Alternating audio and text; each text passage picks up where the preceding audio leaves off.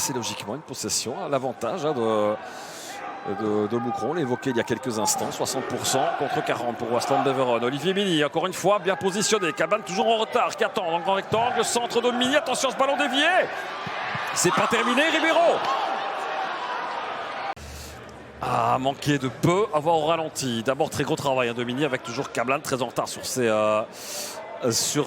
défenses. Ballon dévié et Ribeiro qui ne parvient pas. Ouais, non, c'était cadré.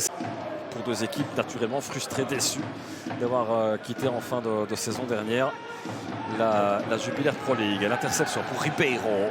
Le joli ballon de Ribeiro dans la course de Postolacci qui va chercher le cadre.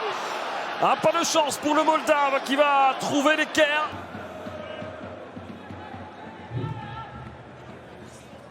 Venu dans les valises de son coach, Chris Cablan.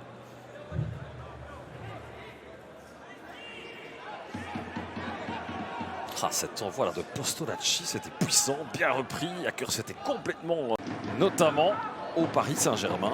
Il sera sans doute attentif à la rencontre du PSG à Reims ce soir et sans doute la première apparition de Messi.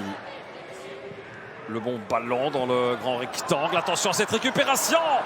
La relance catastrophique et Augas qui vient marquer le premier but de cette rencontre.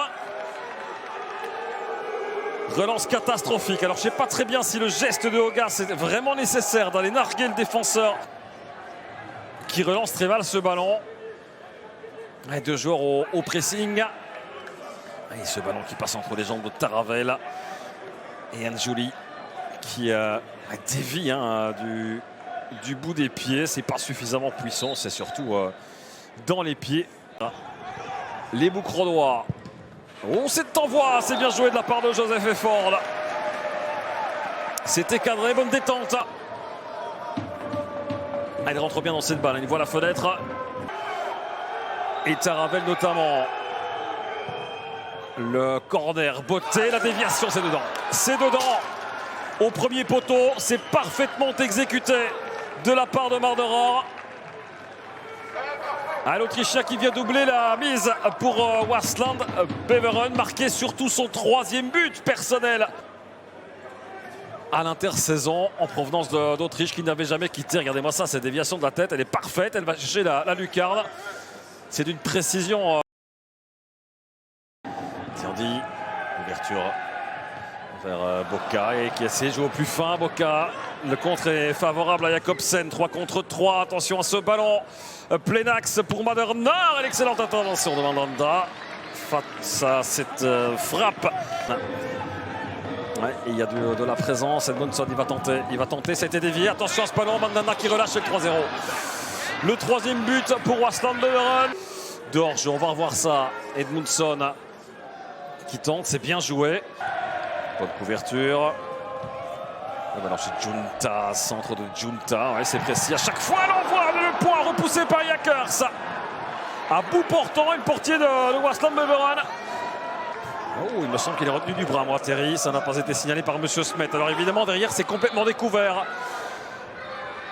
Madorner, la course dans son dos. Il préfère servir sur le flanc gauche avec Edmondson qui était revenu tel un boulet de canon.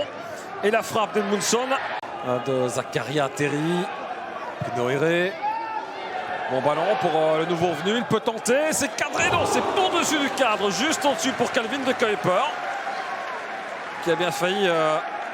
Le coup franc qui est donné. Attention à son ballon. C'est finalement dégagé. En tout cas récupéré par la défense. Cablan qui récupère très haut. Le centre tir de Cablan. Et le but. La fin de l'espoir, mais ce semble déjà le cap 0-3 pour les Hurlus avec ce splendide but signé Chris Cablan. Des relances qui ne sont pas bonnes et qui se payent cash cet après-midi. On voit ici déjà avec Madorner. Petite faute, ça repart rapidement. Et là, Mini qui s'en mêle un peu les pinceaux. Pas assez attentif. Et Cablan qui va tromper d'une très jolie manière d'ailleurs. Parfait Mandanda. Frappe enroulée, parfaitement croisée. Laisser la frustration sur le terrain et puis travailler tout simplement. Les voici les 3 coups de sifflet de Monsieur Smet. Le public du Canonnier n'est forcément pas très content.